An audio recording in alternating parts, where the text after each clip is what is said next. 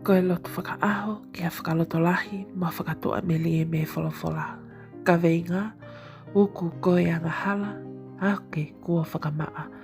Potu wholofola ura ki pita wahi wawe sua wha, aia na ane fua a ngahi anga hala a tautolu, e ia I hono sino I he akau. Koe uhi I he tau mate ki he tau ngahi anga hala, ke tau mo ui ki he maa oni oni. Aia ko hono kafo, ne me iai homo whaito o. E meni, ke tau lotu. Sisu taula e ki lahi, alo ofa ki au, papi taiso I he vai, koe lau maali e tapu. Pea uhu he puli anga, nofo mo e loto maa.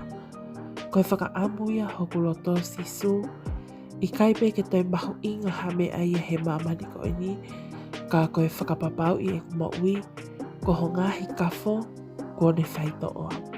Koho taa ne lilingi he akau, kua upalutu ai, ko ia ai vai whakamaa, koe toto whakalanu, fo pea lanu ai hoku kofu, ke hinehina, io ke hinehina ange he sino.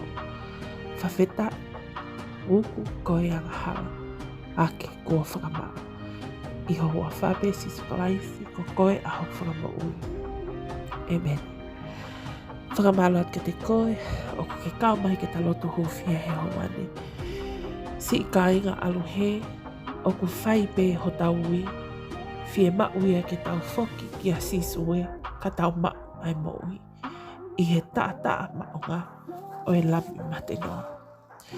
Sisu malosi o manatua ki mautoro, ho fieli oa ho mo ui ma a mautoro. A ho fua e mauhia, koe uhi pe ke mau ai mo ui ki he maa oni oni. Eiki, tuku pe mo a ke mau whakafo o e mau mo ui he aho ko ini. Si tua me he mau ngahi kovi kotoa pe, I longa hanga he mea ui kai tau, no a Fiona, ke mau mahu I me iai. I longa hanga hi whikeke, I moho mau kaunga whanonga, ho mau family, na a mohoto o whaanga, ke mau mahu I me iai.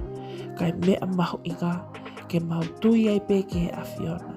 Uku he vai mo tata ne lilingi he funga o e korosi. Ake, kua whakamaa, mauai ai mo ui o ko taengata. Amen.